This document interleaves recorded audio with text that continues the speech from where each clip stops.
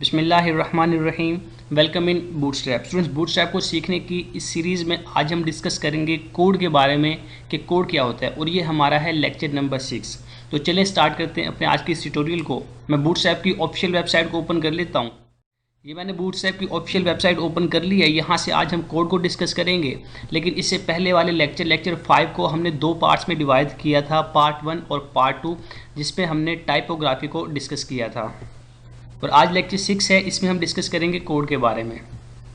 ज़्यादा कुछ नहीं, हम इसमें से इनलाइन कोड और कोड ब्लॉक्स को पढ़ेंगे, और ज़्यादा नहीं पढ़ेंगे इसमें से, बस इनलाइन कोड और कोड ब्लॉक्स को पढ़ेंगे। ओपन कर लेता हूँ अपने विजुअल स्टूडियो कोड को। ये फाइल है, यहाँ पे सिंपल स्ट्रक्चर बना हुआ है, टाइटल है जिसमें बूटस्ट्रैप 5 लिखा हुआ है। मैं यहाँ से 5 को हटा के 6 कर देता हूँ, और ये लिंकिंग है। उसके बाद बॉडी टैग के अंदर मैंने एक कंटेनर बनाया हुआ है, ठीक है। तो चलिए मैं ऐसा करता हूँ, इसको सेव करने के बाद रिलोड करता हूँ ताकि कंफर्म हो जाए कि यही फाइल है जिस पे हम वर्क कर रहे हैं। ये देखिए अभी यहाँ पे लेक्चर 5 है, मैं इसको रिफ्रेश करता हूँ तो लेक्चर 6 हो जाएगा। मैं ये लेक्चर 6 हो गया है। अब ऐसा करते हैं, मैं यहाँ पे एक सेक्शन बनाता हूँ। सेक्शन आप सबको पता होगा कि जो HTML सीख के आए होंगे कि सेक्शन बूट्स उसका HTML का एक टैग है। तो मैं इसके अंदर कुछ लिखता हूँ, लॉरियम 10 लिख लेता हूँ। सेव करने के बाद मैं इस फाइल को रिलोड करता हूँ तो आप देखेंगे कि यहाँ पे ये लोरियम इप्सम लिखा नज़र आ रहा है, ठीक है। और लेकिन अगर मैं ये चाहूँ, सेक्शन मैंने एक और बनाया, मैं इस साइड को रिमूव कर देता हूँ। अब मैं ये चाहूँ कि ये जो सारी साइट है, ये जो सारा पोर्शन है, ये वाला सारा पोर्शन, ये मुझे वहाँ पे स्क्रीन पे प्रिंट हुआ नज़र आए। मुझे स्क्रीन पे आउटपुट में ये चाहिए। अब मैं इसको सेव करने के बाद रिलोड करता हूँ तो देखें कि ये हमें वहाँ पे मिलेगा, नहीं मिलेगा। ये देखें हमें ये यहाँ पे नहीं मिला। चलिए मैं इसको ऐसा कर लेता हूँ, किसी एक टैग के अंदर लिख लेता हूँ। मैं इसको H1 टैग के अंदर रख लेता हूँ, H1 टैग के अंदर रख लेता हूँ। अब सेव करने के बाद अब रिलोड करता हूँ कि क्या अब हमें ये मिलेगा, और मज़ीद ऐसा कर लेते हैं आसानी के लिए। अब सेव करने के बाद इसको रिलोड करते हैं, देखते हैं क्या ये हमें वहाँ पे आउटपुट फाइल पे मिलेगा। ये देखिए, बल्कि हमें कोटेशंस मिल गए हैं, लेकिन हमें यहाँ पे ये जो सेक्शन था, ये वाला पोर्शन प्रिंट हुआ नहीं मिला। अब ऐसा ही है, आप किसी भी टैग को ऐसे प्रिंट नहीं कर सकते। अब इस प्रॉब्लम को सॉल्व करने के लिए, इस प्रॉब्लम से निपटने के लिए हमें क्या करना होगा, तो चलते हैं बूटस्ट्रैप की ऑफिशियल वेबसाइट पे। ये मैं आ गया हूँ बूटस्ट्रैप की ऑफिशियल वेबसाइट पे। यहाँ पे सबसे पहले हम इनलाइन कोड देखेंगे। मैं इसको यहाँ से कॉपी कर लेता हूँ और यहाँ पे मैं इसको ले आता हूँ। ये ऊपर वाले इसको सेक्शन को मैं ऐसे और यहाँ पे मैं इसको पेस्ट कर देता हूँ। साइड से मैं ये चीज़ें रिमूव करता हूँ यहाँ से। अच्छा देखें यहाँ पे क्या है, मैं इसको सेपरेट कर देता हूँ, अलग अलग कर देता हूँ। अब ये देखें एक कोड टैग है, कोड टैग के अंदर उन्होंने सेक्शन को इस तरह से लिखा हुआ है, ठीक है। अब मैं इसको सेव करने के बाद अगर रीलोड करता हूँ तो हम देखेंगे हमें क्या चेंजेस नज़र आते हैं। मैं इसको रीलोड करता हूँ इस फाइल को, तो ये देखें आपको सेक्शन नज़र आ रहा है, सेक्शन रेड कलर में नज़र आ रहा है। इसके राइट साइड पे भी आपको एंगल ब्रैकेट नज़र आ रही है ये वाली, और इसके लेफ्ट साइड पे भी आपको ये ब्रैकेट यहाँ पे देखने को मिल रही है। लेकिन अगर ऐसा हो, मैं इसको कोड टैग में ना लिखूं तो क्या होगा। कोड टैग में हम इसे नहीं लिखेंगे तो ये हमें, अब देख लें आपको खुद को नज़र आ जाएगा। अब देखें ये हमें सिंपल सेक्शन ऐसे नज़र आ रहा है जैसे सिंपल राइटिंग में लिखा हो। मतलब कि कोड के साथ जब हम इसे लिखेंगे तो ये हमें रेड कलर में नज़र आएगा, और कोड के बिना जब हम इसे लिखेंगे तो ये हमें सेक्शन इस तरह से नज़र आएगा।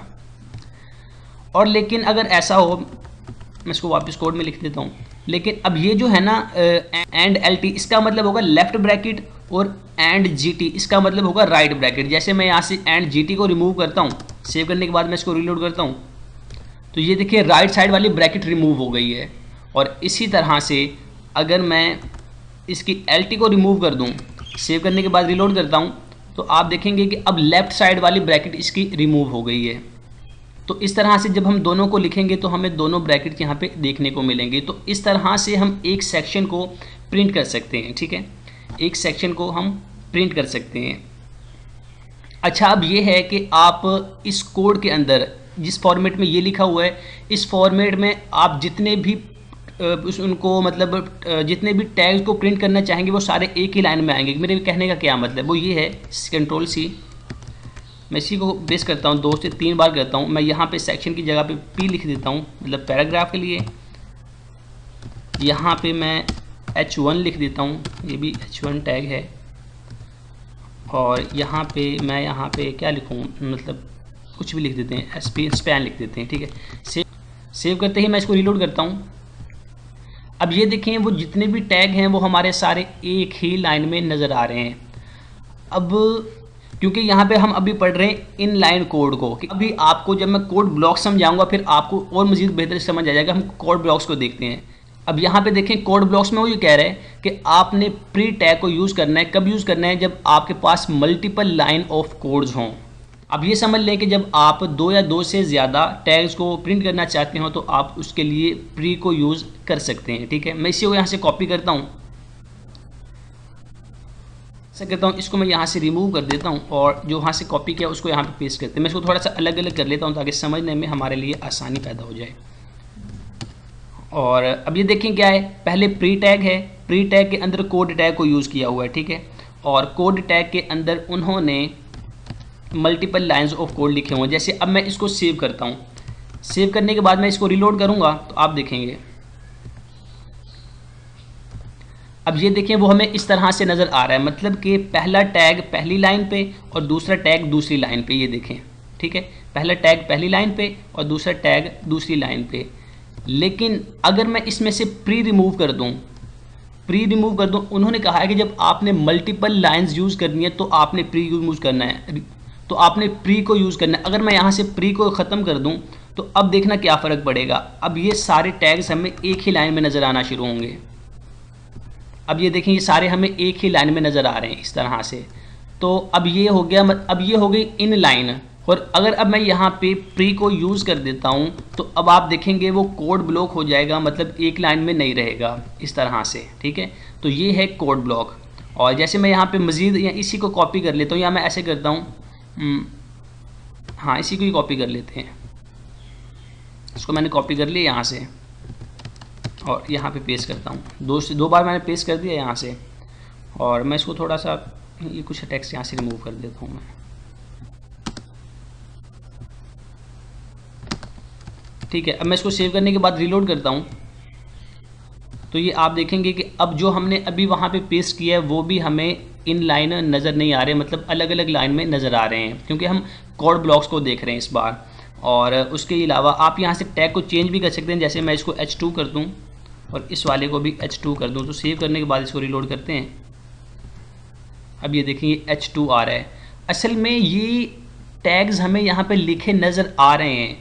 H2 होता, देखिए जैसे हमने H2 लिखा था तो वो इसको बड़ा कर देता, इसको बोल्ड कर देता। असल में वो जो टैग्स हैं ये खुद वर्क नहीं कर रहे, बस ये हमें वहाँ पे लिखे नज़र आ रहे हैं। मतलब कि इस तरह से टैग्स को हम वहाँ पे स्क्रीन पे दिखा सकते हैं, स्क्रीन पे आउटपुट स्क्रीन पे प्रिंट कर सकते हैं।